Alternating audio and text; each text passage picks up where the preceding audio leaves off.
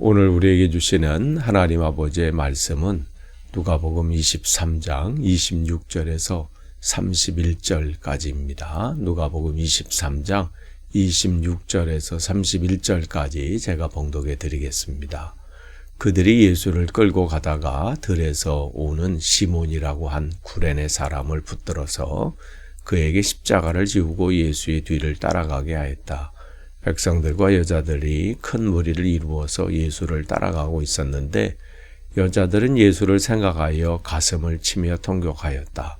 예수께서 여자들을 돌아다 보시고 말씀하셨다. 예루살렘의 딸들아, 나를 두고 울지 말고 너희와 너희 자녀를 두고 울어라. 보아라, 아이를 베지 못하는 여자와 아이를 낳아보지 못한 태와 젖을 먹여보지 못한 가슴이 복되다 하고 사람들이 말할 날이 올 것이다.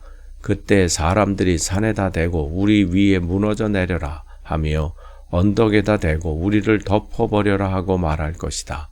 나무가 푸른 계절에도 사람들이 이렇게 하거든 하물며 나무가 마른 계절에야 무슨 일이 벌어지겠느냐. 아멘. 우리가 고난주간 또 오늘 목요일입니다. 또 우리 또 주님의 그 크신 사랑과 또 은혜 또 오늘도 여러분에게 넘치시는 복된 하루 되기를 원합니다. 우리가 이 고난주간은 단순히 2000년 전에 일어난 예수님의 죽음을 슬퍼하고 추모하는 기간이 아닙니다. 이 시간은 우리를 향한 하나님의 끝없는 그 사랑을 확인하고 우리의 그 완악한 그 심령, 변하지 않는 우리의 삶의 모습, 그것을 십자가 앞에 온전히 내려놓는 철저한 자기 부인의 시간입니다. 오늘 본문은 예수님께서 빌라도의 법정에서 사형 선고를 받으시고 골고다 언덕을 향해 걸어가시는 그러한 비아 돌로로사 고난의 길 그 한 장면을 우리에게 보여줍니다. 주님께서는 밤새 그 채찍질로 인해서 그 온몸이 그냥 피투성이가 된 그런 상황이죠. 이미 온몸은 다 그냥 지치고 진짜 만신창이가 돼서요. 십자가를 지금 메고 걸어 올라가시는데 계속 이제 쓰러지시는 거예요. 그래서 이제 그런 상황에 지금 이 골고다의 길, 비아 돌로로사 고난의 길, 이 가운데 주님께서는 우리 이 길 위에서 우리는 세 부류의 사람을 만나게 됩니다. 무자비한 로마 군인들을 만나게 되고요. 그 다음에 억지로 십자가를 지게 된 구레네 시몬을 또 만나게 되고 또 예수님의 모습을 보고 가슴을 치며 통곡하는 또한 예루살렘의 여인들을 만나게 됩니다. 그러면서 우리는 이 십자가를 향해서 걸어가는 이 걸음 속에서 우리가 그 주님을 따라가면서 우리의 삶의 모습에서 우리는 또 이 본문이 던지는 세 가지 영적인 교훈을 우리는 살펴보고자 합니다. 26절을 보시면요. 로마 군인들은 예수님이 더 이상 십자가를 지고 갈 기력이 없음을 이제 판단한 거예요. 그래서 구레네 시몬, 그 마침 지나가는 구레네 시몬을 이제 억지로 붙잡아서 이제 이 십자가를 대신 지도록 만들죠. 구레네라는 것은 북아프리카에 있는 도시입니다. 그러니까 이 사람도 지금 6월절, 이 이스라엘에서는 당시 가장 큰 명절이면서 축제 기간이죠. 이때 이제 순례하러 왔는데 그 사람을 이제 붙잡은 거죠. 그래서 그저 그냥 길을 가는 중인데 이제 붙잡힘을 당한 거예요. 그래서 이제 사형수의 그 십자가를 지게 된 것이죠. 그러니까 이 구레네 시몬의 입장에서 보면 그야말로 세상 말로 말하면 억울하고 재수 없는 그런 상황이 돼버린 거예요. 하필 왜 나냐 말이에요. 그것도 무슨 어디 잔치자리나 무슨 어떤 다른 것도 아니고 사형수에 지금 십자가를 지는 거잖아요. 그러니까 어떤 면에서는 부정타는 일일 수 있습니다. 그런데 우리가 잘 아는 대로 억지로 지고 간 이 십자가, 그 십자가가 그의 가문을 구원하는 놀라운 계기가 되었다는 거죠. 훗날 마가복음 15장 21절에 이 시몬은 알렉산더와 루포의 아버지라고 기록하는 로마서 16장 13절에 사도 바울은 이렇게 기록하고 있습니다. 주 안에서 택하심을 입은 루포와 그의 어머니에게 문안하라. 그 어머니는 곧 내 어머니라. 그러니까 마가복음은 이 시몬을 이 알렉산더와 루포의 아버지라 이렇게 기록하고 있잖아요. 그러니까 바울의 이 기록에 의하면 이 가문은 믿음의 가문인 거예요. 바울이 이 복음을 전하는데 정말 성심껏 이 바울의 이 선교를 돕고 후원했던 그러한 가정이고, 이 자녀들도 믿음의 자녀들로 그 선교의 역사의 한 획을 긋고 기록이 될 만큼 그러한 복된 가정이 되었는데, 그 시작이 어디예요?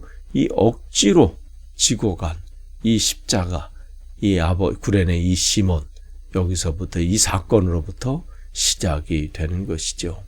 때로는 우리가 원치 않는 그런 십자가를 질 때가 있어요.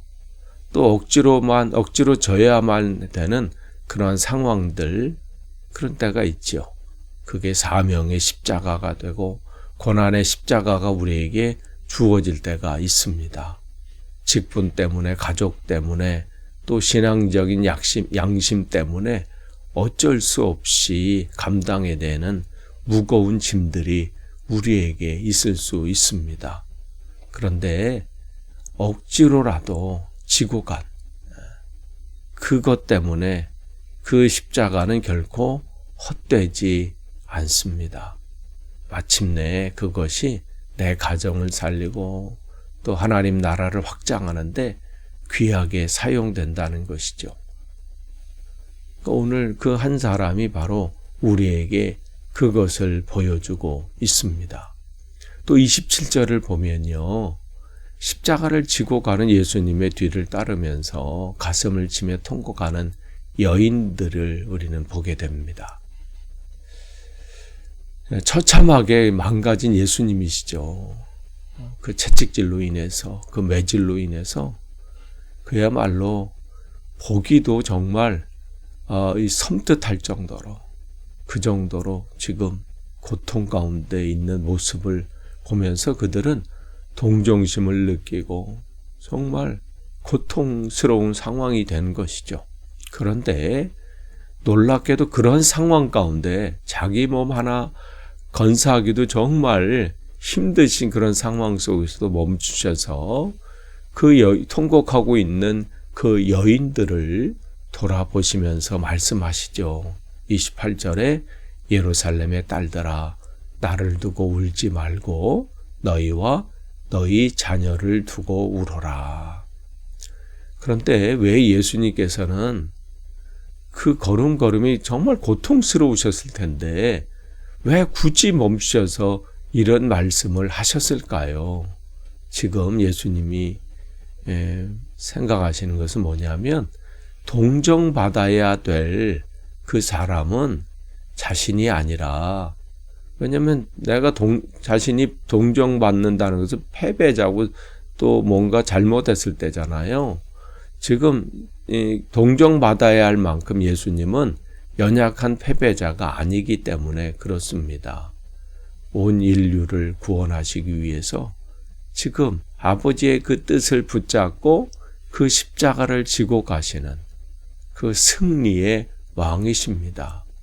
그렇기 때문에 주님이 진정으로 안타까워하시는 것은 당신 자신의 육신적인 고통이 아니라 곧 다가올 끔찍한 심판을 알지 못하고 영적으로 잠들어 있는 예루살렘 백성들의 영혼인 것을 알고 계신 것이죠.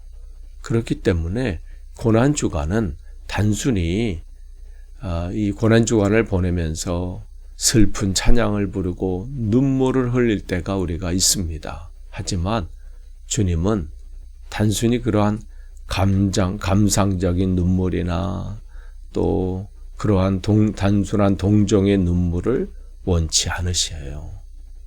주님이 원하시는 눈물은 나의 죄를 통회하는 회개의 눈물입니다. 그러니까 이 고난주간은 바로 그런 시간이 되어야 돼요.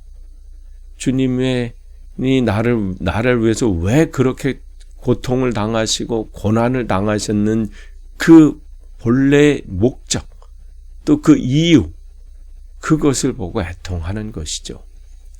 그러니까 점점 세속화되는 또 이 시대를 바라보고 또 이 시대의 사람들, 또 우리의 자녀들, 그것을 바라보면서 그들을 향해서 가슴을 찢고 애통해하는 그러한 중보의 눈물, 그것이 우리에게 필요합니다.